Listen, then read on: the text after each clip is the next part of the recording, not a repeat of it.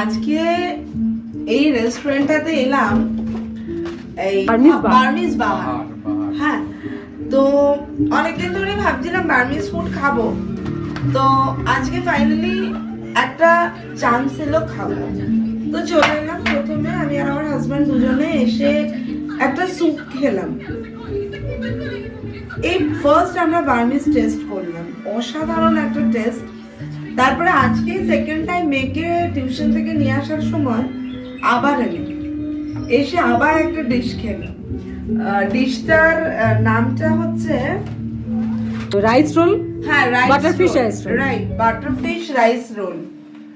একটা স্টিকি রাইসের ব্রেডের ব্যাপার, ব্রেডের রাইট, ভীষণ টেস্টি।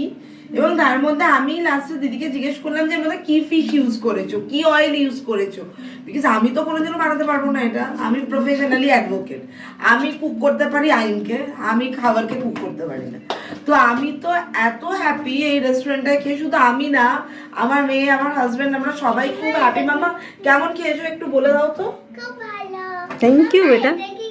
তো হ্যাঁ, তো এবার আমার মেয়ে বলছে আরো কিছু আজকে খাবো, বাট আজকে 11টা বেজে গেছে, এখন আমরা চলে যাব। বাট দিদির থেকে আমরা খুব খুশি যে এত ভালো ফুড বানায় দিদি, অসাধারণ টেস্ট। আমরা আবার আসবো। এখন তো আমরা মোটামুটি এই রেস্টুরেন্টেরই পার্মানেন্ট গেস্ট হয়ে যাব। মানে সবচেয়ে বড় একটা কথা, আমার মেয়ে বারাসাতের একটি নামকরা চাইনিজ রেস্টুরেন্টে খেতে ভীষণ ভালোবাসতো।